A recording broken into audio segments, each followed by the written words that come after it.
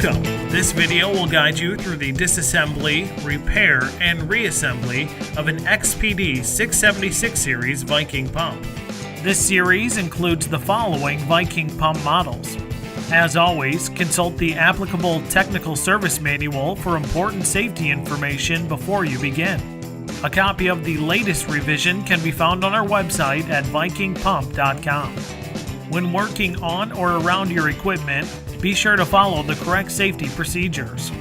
It's critical to know what liquid the pump has been handling and the precautions necessary to safely handle the liquid. Read and follow the safety warnings in the service manual before any work is started on the pump. For this series of pumps, bearing kits are available. Contact your local authorized Viking pump distributor with the model and serial number of the pump to obtain this kit part number. The bearing kit includes bearings, collars, lip seals, O-rings, and associated hardware. You may require the following tools for disassembly and repair: SAE wrenches, Allen wrenches, and a soft-headed hammer. A complete listing of tools and part numbers can be found in the service manual. This pump comes standard with jacket connections on the bracket and the casing, a seal chamber port, gauge ports, bearing housing grease fitting, and drain pan connection. If flush plant or barrier fluid tubes are connected to the seal gland, turn off and disconnect before removing the seal.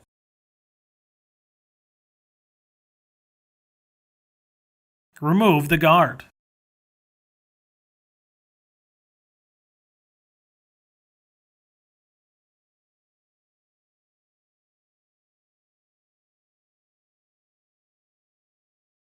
Bend up a tang of the lock washer and then insert a brass bar or piece of plastic into the port opening and between the rotor teeth to keep the shaft from turning.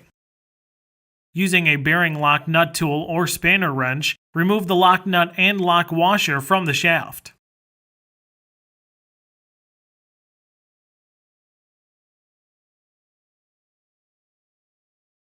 Remove the brass bar. Loosen 2 set screws in the face of the bearing housing and turn the bearing housing counterclockwise to remove the bearing housing assembly from the bracket. Remove the pair of half-round rings under the inner spacer collar from the shaft for K through LS size pumps. There are no half-round rings on all other size pumps. Remove seal plugs or connections from seal gland.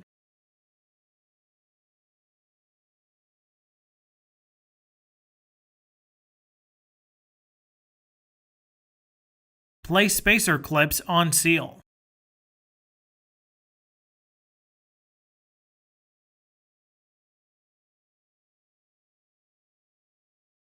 Loosen the set screws on the cartridge seal collar to free the cartridge seal from the shaft.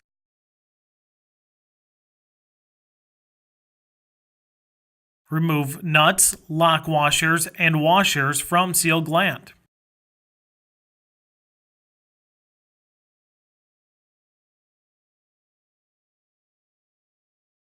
Slide the cartridge seal out through the bearing housing opening. Mark the head and casing before disassembly to ensure proper reassembly.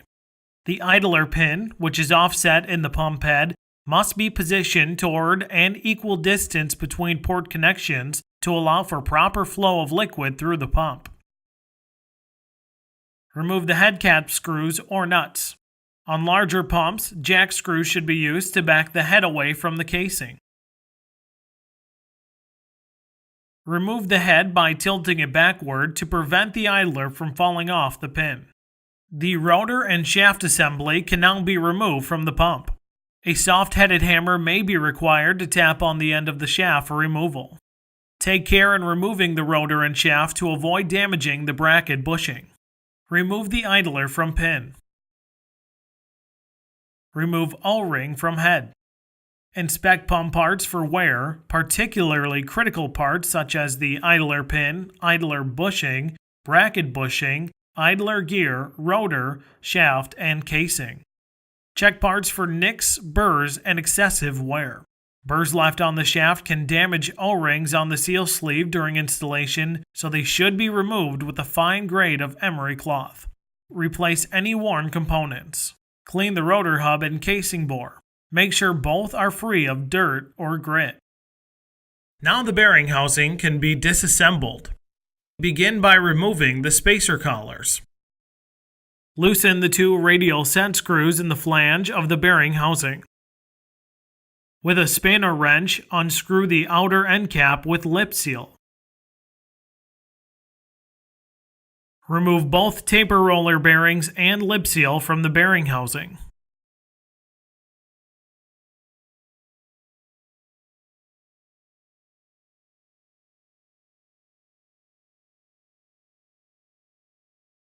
Remove lip seal from the outer end cap.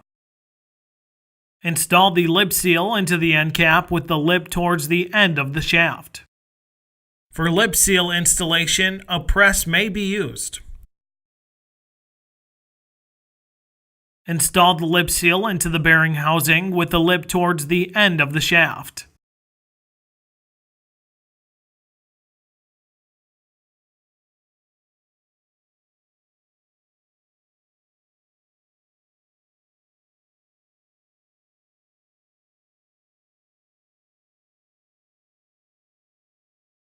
It is possible to install the bearings incorrectly.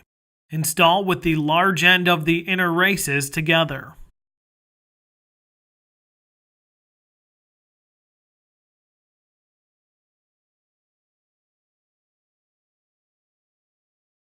Pack the tapered roller bearings with grease and press or push bearings into the housing with the large end of the inner races together.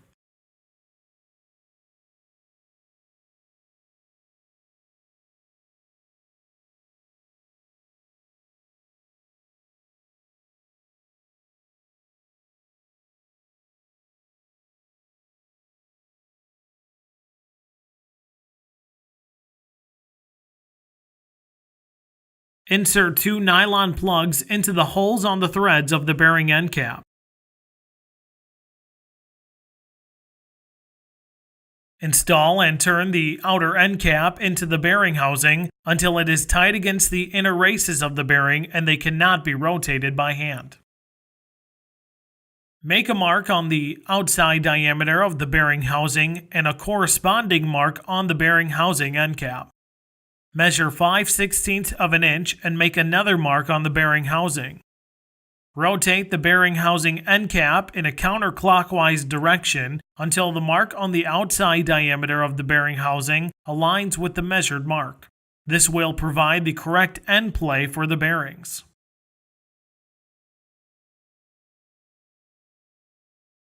Lock the end cap in place with 2 set screws in the flange of the bearing housing. Place the O-ring on the head.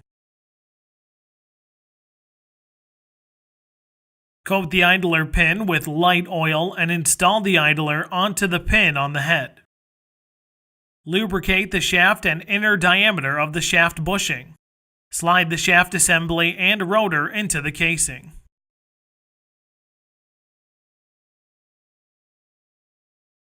Reinstall the head and idler gear.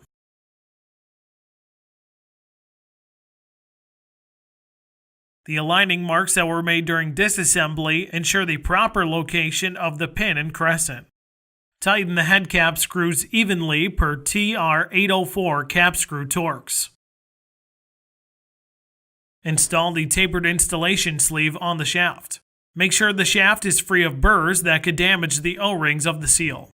Coat the rotor shaft, tapered installation sleeve, and the inside of the rotor member of the seal with a generous amount of light oil. Install the seal onto the shaft, making sure it is oriented with the flush port at the 12 o'clock position.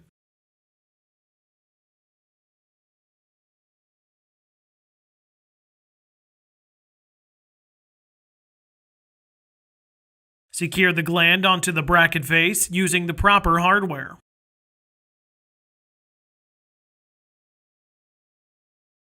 Tighten only enough to contain leakage and not to distort the seal gland.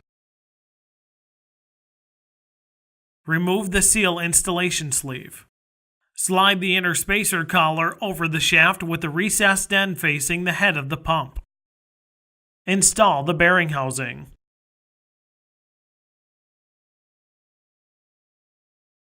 Install the outer bearing spacer collar.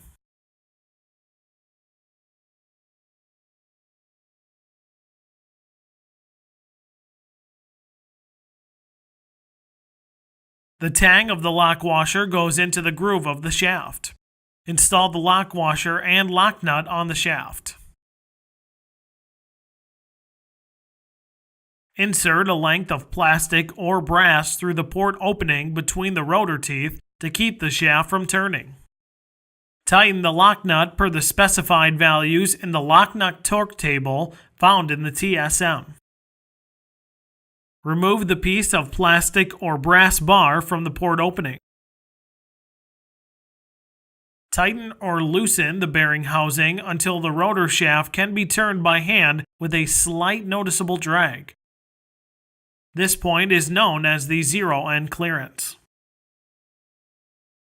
Mark the position of the bearing housing with respect to the bracket. Using the measurement from the table in the technical service manual, make a second mark to the right of the first mark on the bearing housing at the specified distance.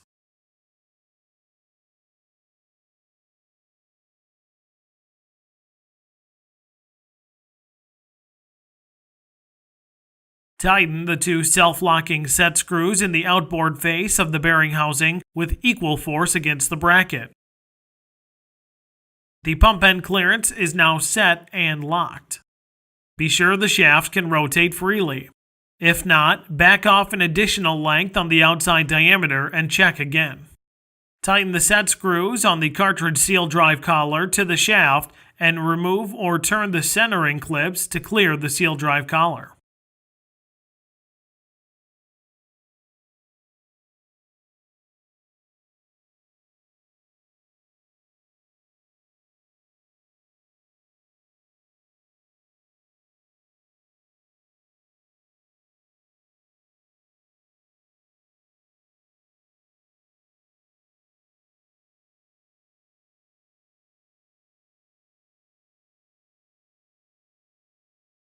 Reinstall the seal plugs or piping plan with the appropriate sealing compound into the seal gland.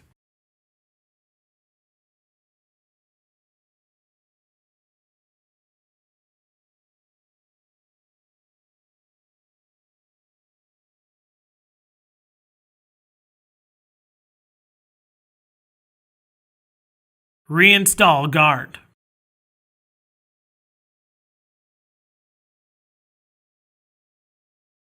Reinstall the flush plan and barrier fluid lines as needed.